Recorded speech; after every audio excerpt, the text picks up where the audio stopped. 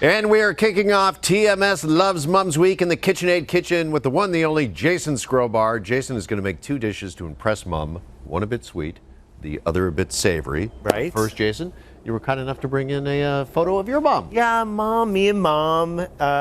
Here, I think you were going to show a picture of us. There we are. Yeah, Mom was a big gardener, and we used to, well, she used to, obviously, grow a bunch of tomatoes in her backyard. Okay. That was like a big thing every year, is her big tomato crop. And so in honor of her love of tomatoes, we're going to make a savory tomato tart for Mom. Oh, And nice. is that where you spent a lot of time with her in the kitchen, cooking? Oh my God! Did she teach like, you? My mom and my dad. Like the 3 of us would spend so much time in the kitchen. Like that's where my love of cooking came from. Love it. For Which sure. is great because we all know the kitchen is the heart of the home. I really. mean, Yeah. honestly, like, have you been to a party where the best part is not in the kitchen? No. Yeah. It's True. like literally And- the best part of any gathering. And that's why when we did the reno in our house, the focus was on the kitchen. How do we make it larger and more inviting? Because that's where everyone hangs out. Really Same reason is. why we did the reno here in the TMS Yeah, kitchen I know. with KitchenAid. That's yes. why. Yeah. Well, we're going to get to it, but our KitchenAid kitchen, honestly, it's doing wonders, especially today. Look, we're going to get started with the tomatoes. So what I did is I took a bunch of heirloom tomatoes. Beautiful. I cut them really nice and thick, and then we're going to just season them. One thing you want to make sure you do when you're working with tomatoes is you want to over season them a little bit more than you think.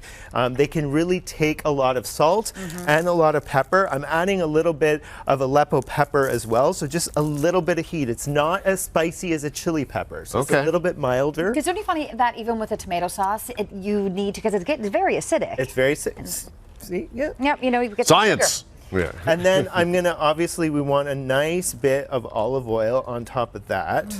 So we're gonna take this over Okay. to our KitchenAid oven. Yeah. And we obviously, because we're cooking here, we have a Oh, look at that.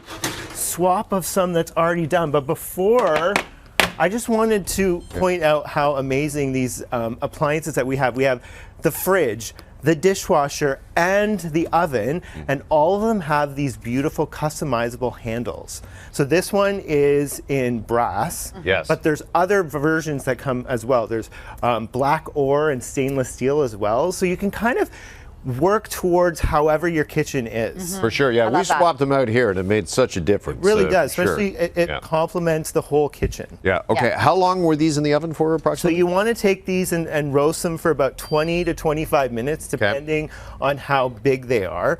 And for this tart, what I did is I rolled out some puff pastry, and I'm going to get you Yep. to put a little base of pesto on Okay. the bottom, and you're going to just roll the pastry out. Cook it for about 15 minutes, or bake it for about 15 minutes, and put this nice. Now I just use store-bought pesto. If you want to be, ambitious, you could make your own. And then we have some tomatoes that are already cooled. So you want to let these cool just slightly, and then you just take them and plop them on top. Now, we already have one that's done over here. And then you're gonna see, I don't even need to be here. You've got your own cooking show happening. We have worked together for 'Cause so long, you're- Jason. I know what you want. You're doing exactly what I was gonna do, and you add some nice herbs on top. If you want, I've got some burrata. You can add some cheese, whatever sort of you have in the fridge. Okay. A little bit of microgreens as well on top, and I like to finish everything off with a little bit of flaky salt. Okay. And then look at that. Look how beautiful that is. That looks great. Beautiful. So good. All right, so that is the savory. Let's move over to the sweet. We've got a sweet treat here for Mom. Sweet treat, and this was easy. This one's even easier. This is a lemon mousse. What I did is I took some store-bought lemon curd, so really easy to find. It's at every grocery store. I took that and I folded it into some whipped cream, put that in the fridge to set. And then this is what you get. We've got a little bit of blackberry jam. You can buy it or you can make it, and some shortbread cookies on the bottom. So it's sort of like a little beautiful layered dish. And before we finish, Jeff, you want to go to the KitchenAid fridge? I've You know got I do. some already whipped cream. What do you need, a couple of beers? No, sorry, whipped cream. I don't know if Mom wants a beer today, maybe, but we've got some whipped cream to finish it off. So you want to just top these off with a little bit of whipped cream. Look at that, there you go. And then 1 or 2 blackberries. Beautiful.